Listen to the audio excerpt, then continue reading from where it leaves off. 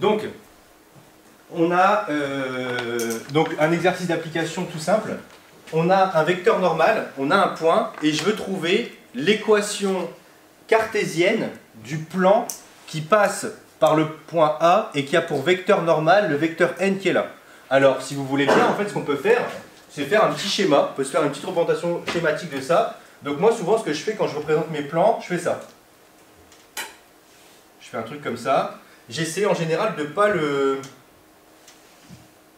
fermer pour essayer d'imaginer qu'en fait c'est infini. Mais c'est infini dans tous les côtés, hein. Mais comme j'ai pas un tableau infini, j'essaie de... Retenez bien que les plans n'ont pas de coin. Ils n'ont pas de coin les plans, c'est juste pour les représenter. C'est à plat, enfin, ça s'arrête jamais.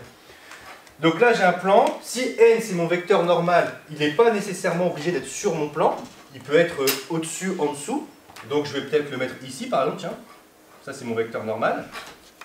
Mais par contre, j'espère que vous avez bien compris que votre vecteur normal, bah, il doit être normal, orthogonal au plan. Vous ne pouvez pas me dessiner un vecteur normal comme ça. Là, vous n'avez pas compris. Ça, c'est pas un vecteur normal. Ok ? Ça ne me dérange pas que vous le dessiniez là, là, là, là ou là. Par contre, vous me le dessinez de manière à ce que vous compreniez qu'il soit normal ce point. Mais par contre, le point A, lui, j'ai pas le choix. Le point A, il est forcément dans le plan.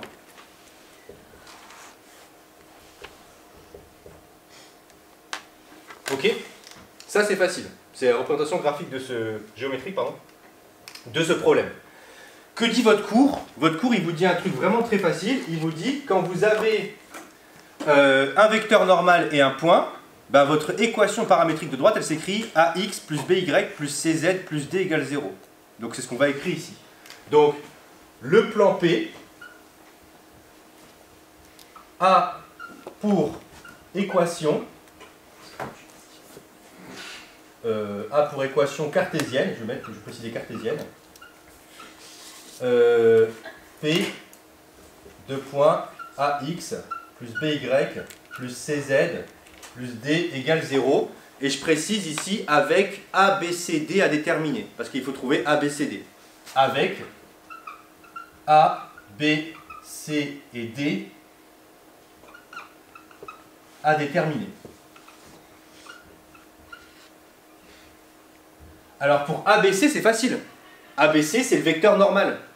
Donc, c'est ce qu'on va écrire.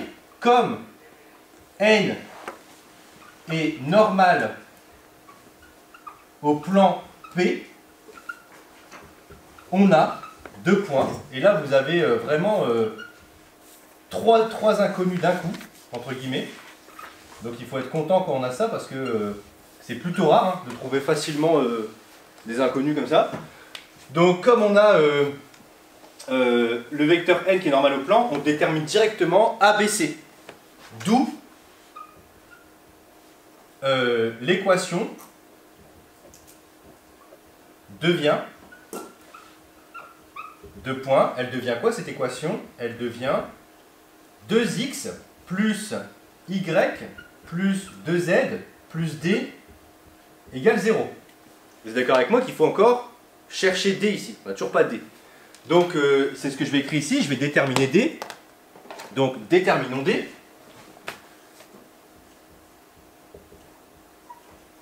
Déterminons D. Donc comment on fait pour déterminer D? Et ben en gros, il nous faut un point du plan. Mais un point du plan, on l'a, c'est A. Donc ce point du plan, je vais écrire ici, A appartient au plan P. Donc, et là je vous demande juste de poser les stylos rapidement, juste pour que vous voyez un petit peu ce que ça veut dire qu'un point appartient à un plan. Si votre point appartient au plan, ça veut dire que ses coordonnées vérifient l'équation du plan. Donc en fait, ce que ça veut dire que si A appartient à P, ça veut dire que si je remplace par les coordonnées de A dans le plan, je dois trouver 0. C'est ça que ça veut dire en fait.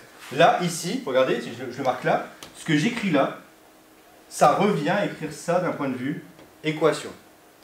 Votre point appartient au plan, ça veut dire que quand vous remplacez les équations de votre, les coordonnées de votre point dans l'équation du plan, ça doit faire 0.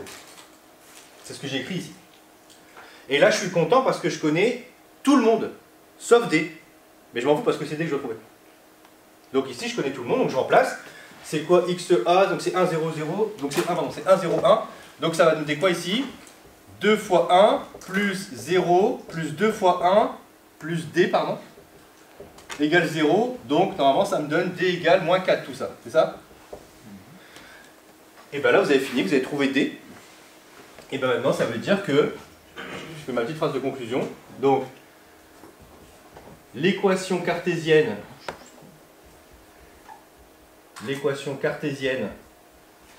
du plan P de vecteur normal n de 1, 2 et passant par A, et passant par le point A de coordonnées, c'est un peu vite là, 1, 0, 1 et 2 points. Donc là, vous avez directement l'équation de votre plan. Donc c'est quoi? C'est 2x plus y plus 2z. Alors j'ai pris un exemple du cours, donc normalement dans le cours, vous devriez avoir ça. 2x plus y plus 2z moins 4 égale 0. C'est ce qu'on a dans le cours? C'est un exemple du cours. C'est ça? Ouais. Ben voilà.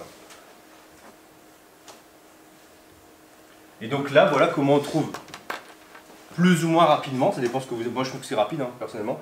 Mais voilà comment on trouve assez rapidement l'équation cartésienne d'un plan. Ok? Donc là, ce qui est bien, c'est que si vous voulez savoir si un point appartient à votre plan, vous devez remplacer ces coordonnées là-dedans, et ça doit faire 0. D'accord? Si vous voulez savoir s'il y a un plan là-dedans. Regardez, moi je sais je peux vous trouver un point facile dans le plan. Je sais que le point, regardez, je vais le faire ici, je vais prendre un point B, je sais que le point B de coordonnées 0, 0, 2, il appartient à P. Pourquoi? 2 fois 0, plus 0 ça fait 0, 2 fois 2 ça fait 4, 4 moins 4, 0.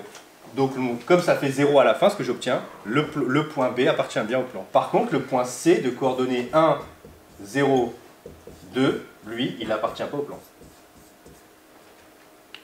Vous n'avez pas trouvé 0 quand vous allez remplacer. Ok? Donc là, c'est très facile de trouver des points qui appartiennent au plan. Regardez, je peux vous en donner un autre très facile aussi.